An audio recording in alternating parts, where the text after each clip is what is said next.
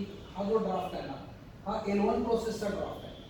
म्हणजे आता तो तुझाच मुद्दा आहे. त्यांनी काय सांगितलं, we will coordinate with Pratiknagar receivers. Okay, असं म्हणतो coordination with Pratiknagar. Now what is the mechanism of coordination is L2 process. जेव्हा कोऑर्डिनेशनचा मुद्दा येईल त्यावेळेला आपण एक वर्कशॉप काय तर आपण असं म्हणू शकतो की 3 वर्कशॉप घेतली पाहिजे. हा L2 प्रोसेस झाली ना. किंवा त्यांना आपण सांगितलं की बिल्डिंग वाईज तुमचे 2-2 वर्कशॉप झाले पाहिजे. मग ते म्हणते नाही 2-2 workshop is too much things for us. Okay, rather than तुम्ही असं करा की त्याच्यावरती एक करू. पण ती जी आहे ना ती L2 प्रोसेस आहे. ते प्रत्येक L1 चं ब्रेकडाऊन जे आहे ना ते L2 मध्ये कसं करायचं, ती प्रोसेस जेव्हा सुरू होईल त्यावेळेला त्याच्यात हे थोडक्यात हे जे आता 10 पानाचं जर ॲग्रीमेंट असेल तर ते प्रत्येक प्रोसेसचं बघितलं तर ते 100 पानाचं होईल. त्यात कारण ते ऍड होणार. आपण नाही म्हणून आपण काय केलेलं आहे, मगाशी ते एक क्लॉज आपण असा टाकला की याच्यामध्ये म्हणजे all services, okay, all services आणि task what has been provided by PMC will be reviewed by receiver. Okay, and any legitimate suggestions, changes or comments, okay, will need to be taken care by the party number 1, and that according to that process we need to follow the process. असं betting सांगू शकतो की ह्या गोष्टी आपल्याला आयत्या विषय येतील ते हँडल करायचं जबाबदारी त्यांची. असा त्याचा विषय लेजिटिमेट म्हणतोय आपण, योग्य. जसं आता तू म्हणालास की वर्कशॉप कंडक्ट करणे योग्य आहे, पण 5 वर्कशॉप कंडक्ट करणे हे अयोग्य आहे. ते डिसाइड करू शकतो की किती पाहिजे. एखाद्या वेळेला म्हटलं 2 पाहिजे, एक म्हणते ना एक मध्ये झालं ठीक आहे. कॉमन मध्ये आपण म्हणले 2 कंडक्ट करू शकतो. पण ते पाहिजे का तो मुद्दा लागतो का त्याच्यासाठी तो मुद्दा लागतो ना. आयत्या वेळी काय आलं तर करायचं. म्हणजे थोडक्यात काय आपण सांगतो की साध्या भाषेत की आम्ही सांगतो त्या पद्धतीने तुम्ही ते पुढे योग्य असेल तर आम्ही सांगतो त्या पद्धतीने करायला पाहिजे. साधा मुद्दा आहे तिथं तो टाकायचा. आणि अजून एक काय त्याच्यात राहिले की बाकीचे जे वाचतोय नाही तुम्ही कुठपर्यंत आलात, कारण आता आम्ही टेंडरिंग पर्यंत आलो. मी सगळं वाचतो. आम्ही थांबा जातो टेंडरिंग विजिबिलिटी मध्ये येईल म्हणून म्हणतो. हां बोल. त्यांनी ते ब्लॉक डायग्राम्स म्हणले होते की आम्ही ब्लॉक डायग्राम्स देऊ तुम्हाला, त्याच्यात ते इन्क्लूड नाही. ते सांगतो मी आता ते ज्यावेळेला तोच मुद्दा आला. ऐका ना, मुद्दा काय आहे माहिती आहे की हे पहिली गोष्ट म्हणजे हे PMCचं ॲग्रीमेंट आहे. हे नीट लक्षात घ्या. तुम्ही आता जे काही डिटेलिंग सगळे जे L2, L3 म्हणजे L7 पर्यंत तुम्ही जाऊ शकता. कुठली प्रोसेस जी एकाने घेतली ती एक जनरल थंब ऑफ रूल आहे, तुम्ही 7 लेवल पर्यंत खाली जाऊ शकता. कुठल्याही असा तो एक कुठलाही विषय आहे किंवा तो खाली 7 लेवल पर्यंत जातो. तर तो जो आहे ना तो जो मुद्दा आहे त्या मुद्द्याच्या अनुषंगाने फिजिबिलिटी रिपोर्ट मग नुसतं ब्लॉक डायग्राम का म्हणल्याप्रमाणे 10 का नाही का पाठ करायचे, कॉम्बिनेशन असं का नाही करायचं तसं काय नाही, तो त्यावेळेच्या फिजिबिलिटी रिपोर्टच्या वेळेचा मुद्दा आहे. लक्षात तो आपण कव्हर करू शकतो. तो काही प्रॉब्लेम नाही. ठीक आहे, चल पुढे जाऊ का?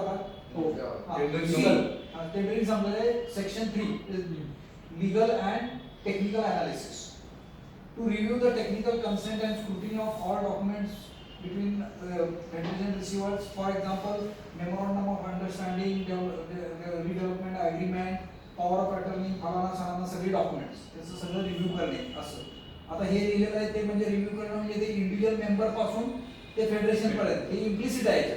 ओके, तर तो सगळा विषय झाला. Due care will be taken by PMC that all necessary permissions, NOCs वगैरे सगळ्या घेणे आणि ते बिल्डरला त्याच्या मागे फॉलो करणे हे सगळं लिहिलं आहे. त्याच्यानंतर check verify all the drawings prepared by the architects of the builder, okay, or developer in according to the tender conditions, okay, and in the interest of society and in accordance with the Pune municipal corporation bylaws. Clear लिहिलेलं आहे. म्हणजे ती drawing जी submit करणार आहे बिल्डरकडनं ती या तिन्हीच्या अनुषंगानं clear पाहिजे. तो सगळा मुद्दा आलेला. त्याच्यानंतर to provide assistance with the legal enquiries there is a commitment of offering support to the individual condominium unit owners. हे महत्त्वाचं हा मुद्दा आहे की ज्याच्यामध्ये तुम्हाला लीगल असिस्टन्स कोणाला जर पाहिजे असेल तर तो प्रोव्हाइड करेल individual member level. Okay, this involves addressing on any legal concerns they may have regarding their respective properties. म्हणजे माझ्या प्रॉपर्टी बद्दल काय मला जर काय डाऊट असेल तर तो त्याला मला सल्ला देण्याचं काम त्यांनी केलं पाहिजे. Okay, with extra cost. नाही, नाही, नाही. नाही, नाही, नाही, हे- नाही, हे- थोडं हे- नाही, नाही, नाही, थोडं, नाही, नाही, point एकदम valid आहे. हे होणार म्हणतो, तो होईल पे होईल. हा, बरोबर आहे, बरोबर म्हणजे आहे. कशाबद्दल एखादा डॉक्युमेंट काढायचा असेल ते मदत ते करते हा. पण तो खर्च असेल तो खर्च आपल्याला आपण द्यायला करायचा. लागतो. बरोबर तो खरं. ते त्यांनी म्हणून म्हटलं की असिस्ट ऍड्रेसिंग आणि इलॅबोरेटिंग लीगल कन्सर्न असिस्टिंग ओके ते सांगतील की बाबा तुमच्या या डॉक्युमेंट मध्ये मला लेटेस्ट इंडेक्स मिळत नाही तर तुम्ही जाऊन लेटेस्ट इंडेक्स ह्या ठिकाणी मिळेल एक तर तुम्ही काढून आणा किंवा मी काढून तुम्हाला देतो करायचं एवढं पाहिजे, करायचं. बरोबर. बरोबर असं ते करणार तर ते क्लिअर आहे ऍक्च्युली आता हे काय माहितीये का हा जो मुद्दा जो आहे ना याच्यामध्ये आपण हा मुद्दा नोट करून फक्त ठेवा की आपण ह्याच्यावर असा विचार करू शकतो की अशा प्रकारचे जे काही मिसलेनियस एक्सपेन्सेस होतील की लिगल कम्प्लायन्सेसचे ते तुम्ही बिल्डर बरोबर जे टेंडर मध्ये कुठतरी त्याचं कॉम्पेन्सेशन ऍड्रेस करू शकता की बाबा हे सगळं करण्यामध्ये किंवा बिल्डरला असं म्हणजे तुम्ही हे 10 गोष्टी एकत्र आम्हाला हे करून आम्हाला ते केलं पाहिजे. मी माझा व्ह्यू सांगतो ते ना खूप ब्लँकेट होईल. काय आहे, धरून चला 200 एकरांपैकी 200 लोकांचं सगळं क्लिअर 50 ऐक ना एक्झाम्पल म्हणतोय 50 लोकांचं नाहीये त्या 50 लोकांचं निस्तरता बिल्डरला जर खर्च जास्त असेल तर कुठला बिल्डर गेला अंगावर त्याच्यात बरोबर आहे हा. Legal complication मी काय सांगतो तुम्हाला हा. आपल्या केसमध्ये एक ट्रेंड सांगतो तुम्हाला हा. की आपली 30 वर्षापूर्वीची जी सोसायटी आहे हा. 30 वर्षाच्या पूर्वीच्या सोसायटी ज्या आहेत त्या सगळ्या मॅन्युअल रजिस्ट्रेशन मधल्या प्रोसेसेस बरोबर. त्याच्यामध्ये एक साधं उदाहरण म्हणून सांगतो आजच्या घडीला आपण जर सर्वे केला तर 251 पैकी माझ्यामध्ये 95% लोकांच्याकडे लेटेस्ट इंडेक्स पण असणार आहे 100% कडे असणार आहे ज्यांचे सेकंड सेल झाले त्यांच्याकडे असेल पण मान्य म्हणजे आता ह्याच्यात काय झालं की एक मास मधली एक ऍक्टिव्हिटी झाली आपल्याकडे 150 लोकांची समजा अशी ऍक्टिव्हिटी झाली की 150 लोकांचा इंडेक्स टू काढायचे लक्षात आलं का? आता अशी ज्यावेळेला ऍक्टिव्हिटी येते त्यावेळेला ऍक्टिव्हिटीमध्ये आपण असा एक विचार करू शकतो की बाबा ते काही इलिगल नाहीये फक्त काय की नॉन कॉम्प्लायन्स आहे तो प्रकार की 100 लोकांची काढली पाहिजे मग बिल्डरला आपण असं म्हणू शकतो बाबा 100 लोकांची तू काढून दिली पाहिजे आता समजा इथे तसं legal compliance करेल असतं ना. माझा व्यू असा आहे याच्यामध्ये बघा आपण सुमारे 2-3 वर्षापूर्वीपासून आपण याचा फॉलो करतोय आपण त्यासाठी जो फॉर्मेट वरून तयार केला होता एवढा माझं उद्देश ते एक म्हणणं आहे. याचा उद्देश आपला एवढाच होता की लोकांनी आपापली डॉक्युमेंट्स करावे आणि माझी खात्री आहे की किमान सांगतो तुम्हाला 30-40 लोकांनी ही कामं करून पण घेतलेली आहेत ओके बाकीच्या लोकांना कसं त्याच्याबद्दल त्यावेळेस वाटलं नसेल actually they should pay for it they should pay आपण सगळं त्याला 1% आपण PMC लेवलला संपेल बिल्डर पर्यंत जाणार नाही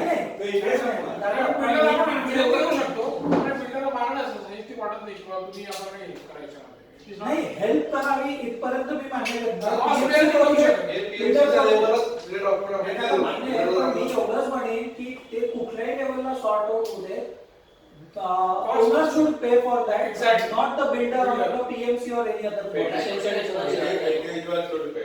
लोकांनी त्याला रिस्पॉन्स दिलेला आहे ते विल बेनिफिटेड एक्झॅक्टली त्यावेळेस मला किंवा 8-10 नाव तरी मी सांगू शकतो त्यांनी काम करून घेतलेले आहे आणि ते करायला पाहिजे होतं. नाही, त्यावेळेस काही लोकांनी ते जबाबदारी निगेटिव्ह कोणाला टाकण्याची गरज नाही त्यांची तर जबाबदारी कोणाला टाकण्याची गरज नाही त्यांचं त्यांना करू त्यांचं इतके वर्ष आपण फॉलो घेतलाय अगदी आता त्याला नाही एक- त्यात फक्त नाही आणि काय बरं का साहेब की इंडेक्स 2 चा होताना काढणं आणि तिच्या पोटी येणारा खर्च जास्तीत जास्त 700 ते 1000 रुपये पण बाकीचे बाकीचे जे इतके गुंतागुंत आहेत की 5% असे लोक आहेत की त्यांना लाख रुपये खर्च करावा लागणार आणि तो सगळ्यावरती विभागाला जाईल आणि तो आपल्याला त्रास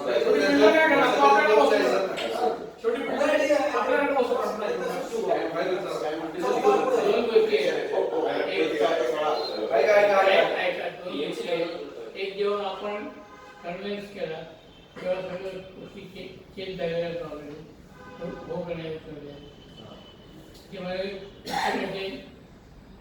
म्हणजे हक्क मालकी हक्क एस्टॅब्लिश झालेला त्यावेळेला आणि आता दुसरा प्रश्न काय येणार आहे की प्रत्येकाने हे किती भरलेलं आहे स्टॅम्प ड्युटी किती भरलेली आहे त्यावेळेला आपण स्टॅम्प ड्युटी जेवढी होती तेवढी सगळी it was limited to about 50,000 rupees per member आणि आत्ता जे नवीन रूल निघाला आहे त्याप्रमाणे 1 लाखापर्यंत स्टॅम्प ड्युटीची रिक्वायरमेंट ॲबॉलिश केली, कंप्लीटली माफ केली.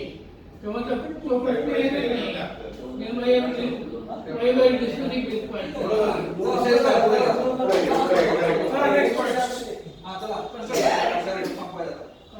स्टेज 4 ला गेलो. कन्स्ट्रक्शन स्टेज आहे ती, चौकी 4 दिलेली आहे. म्हणजे थोडक्यात स्कोप पण नीट समजून घ्या किंवा आता आपण ते कन्स्ट्रक्शन मध्ये त्यांची मदत actually overall coordination with the receivers on the technical and financial matter and coordination with the builder, developers, architects, legal and financial expert as may be required and between various engineering disciplines.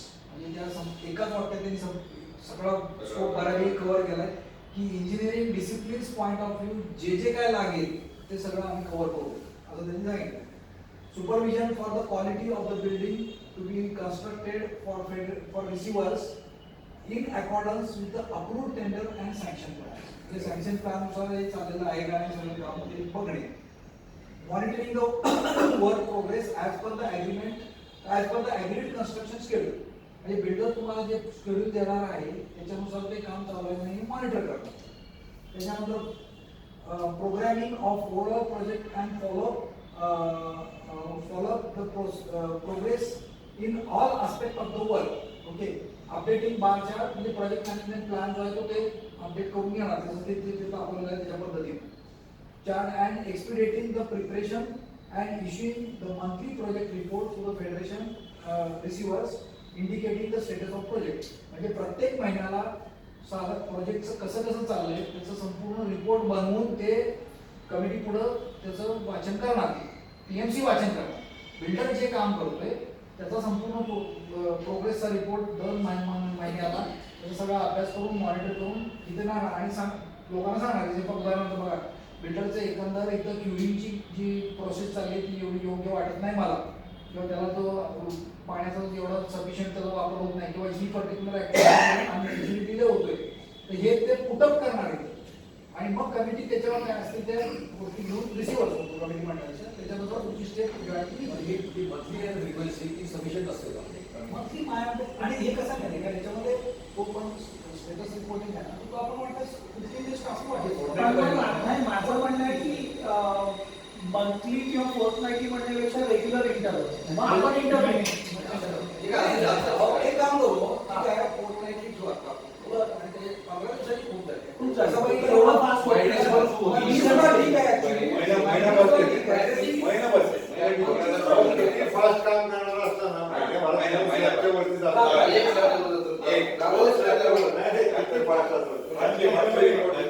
मला विचारलं तर monthly status report okay आणि तुम्ही offline status त्यांच्याकडे घेऊ शकता कधी पण फॉर्मल मीटिंग म्हणून म्हणतात ते कंटिन्यूअस मॉनिटरिंग ते करणार तुम्ही उद्या एन्क्वायरी बेस काही मला वाटलं आज जाऊन मला बघायचं तरी त्याचे जे रिपोर्ट आहेत वेगवेगळ्या तज्ञांचे त्यांनी केलेले ते अप्रूव्ह साठी आपल्याकडे ठेवले पाहिजे. तेच करणार म्हणजे अगदी एखादा इंजिनियर असेल चेक करतोय त्याची जाडी चेक करतोय पण ती चेक केलेली त्याचा रिपोर्ट आमका आहे मी पाहिलेलं हे म्हणून आपल्या समोर ठेवलं पाहिजे. परस्पर त्याने ओके असं नाही होत. चेकलिस्ट जे आहे आणि त्यांची चेकलिस्ट हे असतात ऍक्च्युली की अमुक दिनांक अमुक दुपारी 12 वाजता काय समजा कॉर्नरवरच्या बिल्डिंगच्या सेकंड स्लॅबची झालेली इन्स्पेक्शन असा तो रिपोर्ट असतो. इन्स्पेक्शन रिपोर्ट मध्ये काय की अमुक घेतलं मग तिथं स्लॅब बांधला होता का हो येस अमुक होतं किंवा त्याच्यामध्ये bar bending schedule as per drawing आहे का चेक केलेलं का त्याचं ड्रॉइंग आहे हे काढले का फोटो काढलेला आहे का येस ते दाखवा फोटो दाखवा अमुक तमुक तशी ती इन्स्पेक्शन चेकलिस्ट त्यांची असते ती वापरली. Construction stage quality is very important. बरेच ठिकाणी सांगतात ते आणि आपण आहे ना आता it's too early to talk on this पण म्हणजे जेव्हा खरोखर आणि एक्झॅक्टली सगळ्यात महत्वाची स्टेज आहे आणि मोठी स्टेज आहे ह्याच्यामध्ये आपण असं म्हणू शकतो की आपला पण एक प्युअरली सोसायटीचा एक जो पण क्वालिटी कंट्रोल ऑफिसर किंवा प्रोजेक्ट मॅनेजर आहे सोसायटीचा तो पण त्याच्यामध्ये असेल आणि त्याची पण सही त्याच्यामध्ये असेल असंही आपल्याला पुढं Correct. ते कारण आपल्याला budget करता मध्ये येतं. शेड्यूल आहे. म्हणजे तू चेक राहील ठीक आहे म्हणजे तुझे नुसतं प्रोजेक्ट रिपोर्ट त्यांनी जे म्हटलंय ना तर प्रोजेक्ट प्रोग्रेस रिपोर्ट केलं तर जास्त चांगलं. हो ते तर नाही वर्डिंगमध्ये wording monthly project Progress. Monthly project report बरोबर. Progress report. नाही नाही पुढे त्यांनी ते बायफर्केट केलेलं आहे एक मिनिट नाही नाही ना. त्यांनी काय म्हणलंय की इश्यू अँड इश्यू द एक वर प्रोजेक्ट टाका तेवढा प्रोग्रेस नाही टाकलं ना प्रोजेक्ट Progress प्रोग्रेस report, बरोबर. पुढे त्यांनी प्रोग्रेस आणि स्टेटस म्हणून लिहिलेलंच आहे. Preparation of the end of the project management consultant. Prepare completion report as the end of the project by project management consultant. शेवटचा तो आता त्याचं फॉर्मॅट बिमॅट ते सगळे घेऊ आपण त्यांच्याकडे की नंतर हे सगळे तुमचे फॉर्मॅट स्टँडर्ड दाखवा आम्हाला आपण करू arrange and conduct the joint meeting with the builder society members receivers related to all project as committed by the builder and त्यांच्यावर joint meeting आहे बरोबर. Prepare agenda come notice for general body meeting after possession of the flat. ते त्याची AGM conduct करणार. Conduct AGM general body meeting and pass necessary resolutions regarding the share applications, money, additional members, फलाना सगळं म्हणजे सोसायटीच्या नवीन सोसायटीच्या दृष्टीने सगळं. Conduct general body meeting to elect new management committee members if required असं म्हणतात असेल. नंतर hand over all original project documents from the builder to federation committee receivers म्हणजे बिल्डर कडनं सगळी डॉक्युमेंट्स हँड ओव्हर करण्यामध्ये असिस्ट करतात. ओके त्यानंतर to assist and advise to the federation receivers to for issuing the share certificate to new members ते दिले. Preparation of statutory records as per registered I J वगैरे जे सगळं जे आहे त्याच्यासाठी गायडन्स हे सगळं लिहिलेलं आहे. हे Guidance तर संपूर्ण करून घ्या ना. नाही त्याच्यात असिस्टन्स ते बिल्डर पण होणार ना ते तसं preparation the statutory record cooperative society bylaw आणि प्रिपरेशन म्हणजे प्रिपरेशन म्हणजे ते करून द्यायचं. हा प्रिपरेशन तर सोसायटी गायडन्स सोसायटीची होणार आय जे रजिस्टर किंवा डॉक्युमेंटेशन तर हे इथपर्यंत त्यांनी ते सगळ्या गोष्टी दिलेल्या आहेत. सोसायटी फॉर्मेशन आणि कॉर्पस फंड ट्रान्सफर करायची जबाबदारी पीएमसी घेणार. कुठले कॉर्पस फंड फेडरेशनला जमा करण्यापर्यंत नवीन जे सोसायटी खुली जाणार हो हो त्याला कॉर्पस फंड जमा हे शेअर दिले.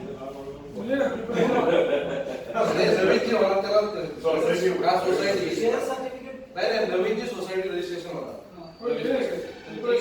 ती पीएमसी करून द्यावं लागतं. हो प्लस त्याच्यात कॉर्पस फंड बिल्डर कडून जमा होईल.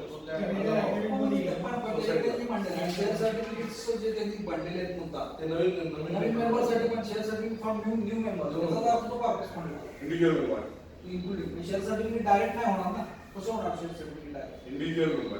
जोपर्यंत जे फंड्स आणि सगळे शेअर शेअर नाही शेअर सर्टिफिकेटची मनी वेगळी आणि कॉर्पस वेगळी. असं नाही आहे.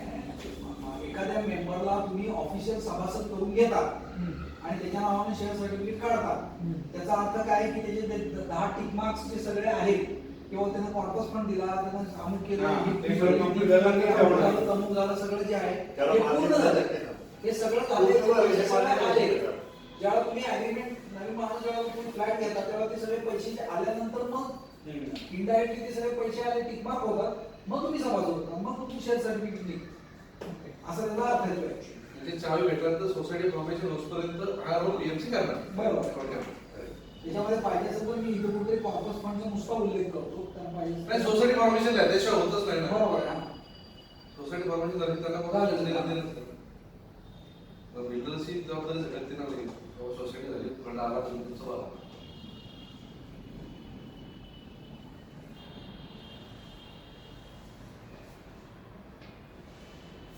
ठीक आहे. रिकन्व्हेन्स करावं लागेल ठीक आहे. हां? ना रिकन्व्हेन्स करावं लागेल ना सोसायटी फॉर्मेशन मध्ये ते सगळं आलं. ते येईलच ना, त्याच्यात ते येईलच. आता हे झालं ना ह्या इथपर्यंत त्यांनी सगळ्या सर्व्हिसेस आपल्याला जे पीएमसी म्हणून ज्या काही सर्व्हिसेस देणार आहेत त्या इथपर्यंत येऊन थांबलेले आहेत. ओके आता ह्याच्यात एक महत्वाचा भाग खूप पूर्वी पण डिस्कस आलेला होता की सगळं झालं होतं की पोस्ट पोझिशन सर्व्हिसेस. ओके हा स्कोप ह्याच्यामध्ये कुठं नाही आणि आम्ही जी प्रपोजल सगळी अभ्यास केली होती त्याच्यात पण इथंच सगळे थांबले. ओके, कुठल्या याच्यामध्ये त्यांनी पोस्ट पोझिशन सर्व्हिसेस जो प्रकार आहे तो कुठं त्यांनी केलेला नव्हता. म्हणजे समजा एखाद्या बिल्डरबद्दल डिस्प्यूट किंवा सर्व्हिसेस मधला जो काय भाग आहे वगैरे वगैरे वगैरे, तर तसा एखादा प्रवास याच्यामध्ये हाय लेवलला ठेवायचा. आता तो काय म्हणजे खूप ओपन एंडेड होईल. पीएमसी वाले म्हणणार की बाबा तुम्ही एका पोझिशन घेतलं, सोसायटी फॉर्म करून तुम्ही हे झालं ते झालं, त्याच्यानंतर मी तुमच्यासाठी काय करणार, लक्षात आलं का? पण तो जनरल ट्रेंड मध्ये तर कुठेच असा उल्लेख केलेला नाही. पण आपण एक असं घेऊ शकतो की आपण काय सांगू शकतो की पोझिशन घेतल्यानंतर पुढचे 1 महिना किंवा 2 महिने एनी सपोर्ट काय इंडिव्हिज्युअल मेंबरला या तुमचा सर्व्हिसेस रिलेटेड जर काय विषय राहिला असेल तर तो पुढच्या 3 महिन्यात तुम्ही आम्हाला पूर्ण करून द्या. असं काही नाही. आजच्याच पेपरला असा आहे, आणखी वाचला असं बहुतेक की जो डेव्हलपर आहे त्या डेव्हलपर पुढच्या 5 वर्षाची गॅरंटी वॉरंटी हा बिल्डरच आणि त्याला लागणारा खर्च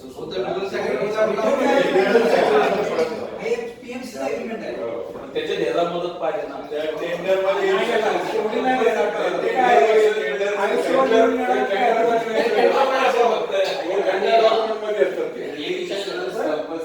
ते करावंच लागतं. फायर इन्शुरन्स वगैरे करावा लागतात. तर ते बिल्डर होते आपलं पीएमसीचा रोल आहे. बीएमसी मदत करेल का असं माझा म्हणण्याचा भाग. बिल्डरवर जर काही डिस्प्यूट झाला काय त्याच्यावर तर मग त्याचा क्लॉज आहे का की PMC काय म्हणतं? टेंडर मध्ये पण तो PMCचं ऍजरोल असं काय म्हणतात त्याची post position any support or any support slash assistance required in terms of legal and technical. in terms Legal of and technical. किंवा मेन्शन आहोत त्यांच्या आपल्या समितीवर त्याच्यामध्येच ना. नाही अमोमेंटचे नाही, अमोचे संपल्या ना, कन्स्ट्रक्शन लेवल संपले त्या सगळे. for the period of 2 months 3 months 3 months 1.8 sufficient. म्हणजे पुढील 3 महिन्यामध्ये समजा कोणत्याही प्रकारचा लीगल किंवा टेक्निकल असिस्टन्स जो पाहिजे असेल तर तो त्याच्यामध्ये दिला गेला. टाकून देऊ कोण त्यांची काय रिएक्शन केली. ठीक आहे, आता इथपर्यंत हे सगळं झालेलं आहे. हा संपूर्ण त्यांनी एकूण स्कोप सगळा कव्हर केला. आता त्या स्कोपच्या अनुषंगाने सगळ्यांना यात काय ओके वाटतं सगळे भरपूर डिस्कस केलं आहे. परफेक्ट आहे. एकच फक्त मी पॉईंट मांडतो, मला माहित नाही हा पीएमसीचा पार्ट असेल का बिल्डरचा एग्रीमेंटचा पार्ट असेल का त्यानंतरचा पार्ट असेल माहित नाही. पण बऱ्याचदा असं होतं की बिल्डर सोसायटी फॉर्म करून देत नाही किंवा फॉर्म करून दिली तरी पूर्ण ताबा सोडत नाही जोवर त्याचे सगळे फ्लॅट किंवा सगळे युनिट्स विकून होत नाही. तर याच्यावर कुठे कोणाचा बिल्डरचा म्हणजे मी फक्त कंपॅरिझन म्हणून की बऱ्याचदा असं होतं की 3 फ्लॅटच विकायचे राहिले तरी मी सोसायटी मीच चालवेन, मीच सगळा खर्च घेईन आणि मी माझ्या पद्धतीने सगळी हे करेन. PMC ऍडवाइस करू शकते पण इकडे कमी पुढे 5 वर्ष चालवता. हो, म्हणजे मग तो प्रॉब्लेम नको आपल्याला. ते काय पट्टी घालताना समोर टाकतात. मला आपल्याला टाकायला आवड आहे.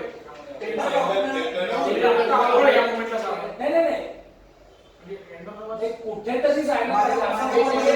तो बिल्डरच्या एग्रीमेंट मध्ये जाणार असेल, टेंडर मध्ये जाणार असेल तर मला कळायचं होतं की असा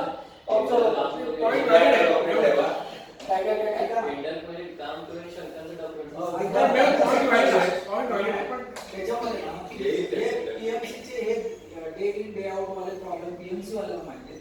ते तर म्हणून त्यांना आपण विचारलं त्याच्या हे कुठे जाईल. नाही ते बिल्डरच्या टेंडर डॉक्युमेंट मध्ये जाणार आणि ते क्लॉजेस असतील ते त्याच्याकडे ready करायला ठीक आहे, ठीक आहे. आपण पुढे जाऊया आपण. नोट करून ठेवायलाच टाकायचं. चला एकच मिनिट.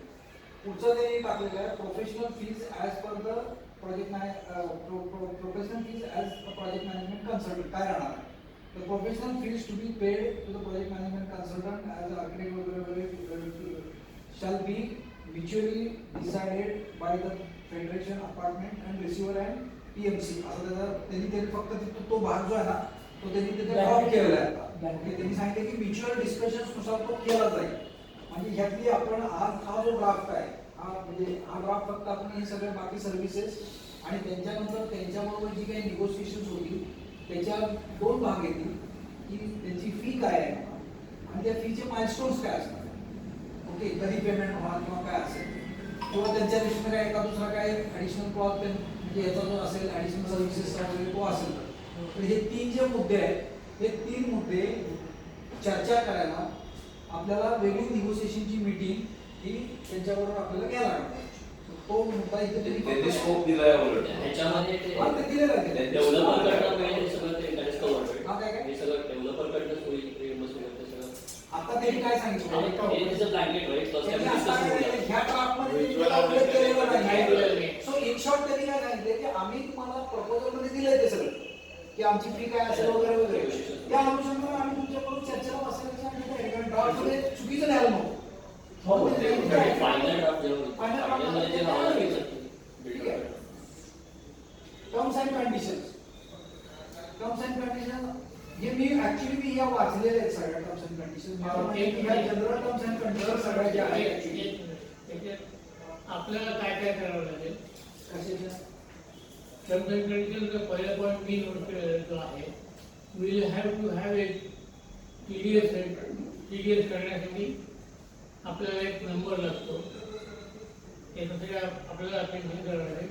GSTचं मला अजून माहीत नाही त्याचं GST payment will be applicable to मी सांगू का if it तुम्हाला is being paid through us it will be applicable. आतापर्यंत आपण जे वाचलं ना आतापर्यंत आपण वाचलं की त्यांचा स्कोप ऑफ वर्क काय असणार आहे त्यांची कमर्शियल्स काय असतील म्हणजे त्यांनी सांगितलं कमर्शियलला त्यांनी निगोसिएशनला ओपन एंडेड ठेवलं त्यांचा स्कोप ऑफ वर्क काय आहे तो आपल्याला बऱ्यापैकी पटला बरोबर आहे इथपर्यंत. आता तिसरा जो भाग येतो तो म्हणजे कॉन्ट्रॅक्ट टर्म्स अँड कंडिशन्स हा पूर्ण लीगल भाग आहे आणि मी वाचलाय तो त्याच्यामध्ये काय तिथे काय असे कुठला आकलनगी कुठलाच क्लॉज नाही आहे पण आपण जसं म्हणल्याप्रमाणे की आता हा ड्राफ्ट आपल्या लेवलला आपण असं म्हणू की बाबा PMC जी काय सर्व्हिसेस देते ती समाधानकारक सगळी सर्व्हिसेस देते काय त्यात काय सोडलंय असं आम्हाला काय वाटत नाही. कमर्शियल चर्चा तर होईलच होईल. तिसरा जो भाग आहे की बाबा हा ड्राफ्ट म्हणून ऍग्रीमेंट म्हणून सही करत असताना लिगली हे सगळं क्लॉजेस किंवा हे सगळ्या गोष्टी योग्य आहेत का नाही तर ते बघण्यासाठी जसं त्या आपल्या मागच्या ठरावात सुद्धा आपण असं म्हटलं तर की त्याचं एक कायदेशीर त्याची जी हे आहे असेसमेंट लिगल ह्याचा जो संपूर्ण एक त्याचं जे एक ओपिनियन लिगल ओपिनियन म्हणतो तर ह्या संपूर्ण ड्राफ्टचा लिगल ओपिनियन कारण लिगल काय करतात स्कोपबद्दल काय बोलत नाही तुम्हाला स्कोप काय पाहिजे ते तुम्ही ठरवा पण हे जे आहे तर याचा एक लिगल ओपिनियन आपल्याला घ्यावा लागेल. ओके तर त्या दृष्टीने वकिलाकडनं किंवा याला आपण 2 क्लॉजेस हे असे टाका किंवा 3 क्लॉजेस असे टाका किंवा हे करा ते करा जे काय असतील तर हे सगळं जे आहे हे आपल्याला याच्यासाठी लिगल कायदेशीर त्याचा जो सल्ला घ्यायचा आहे त्याच्यासाठी वकिलाची गरज आहे. नियुक्तीची गरज आहे वकिलांच्या समोर. तर आमच्या पेढीचं पण म्हणणं आहे की वकिलाची नेमणूक करून नाही, नाही, आपण नाही, मला तसं केलं नाही माझं म्हणते की आपण एक मुद्दा आपण स्वतःहून हायलाईट केला पाहिजे की तुम्ही ठराव जो आहे तो ठराव त्याच्यामध्ये आहे ना आपलं ते सांगतो की म्हणजे आपण प्रोएक्टिव्हली चालू आहे कुठली बिल्डिंग पण ते म्हणून नाही कारण मी ते सांगितलं की जेव्हा आपण कॉलेज ठराव केला स्वाधार केला त्यात आपण दिलं की कायदेशीर चर्चा करणं माहिती म्हणून पुढे जाऊ नाही आता तो पण मुद्दा घ्या ना आज पण परत त्याच्यात चर्चा झाली आणि वकिलाची नियुक्ती करण्यात यावी सर्वांना ते ठराव पाडतात. आता आपल्या कवरडी एकदा केला की बंद पण पुढे जाऊ. आता बघ नाव कोणाला कोण वाढलं नाव आता पुढची गोष्ट अशी वाचा ड्राफ्ट मागून घेणे आणि असं काय दिले ड्राफ्ट मागून घेणे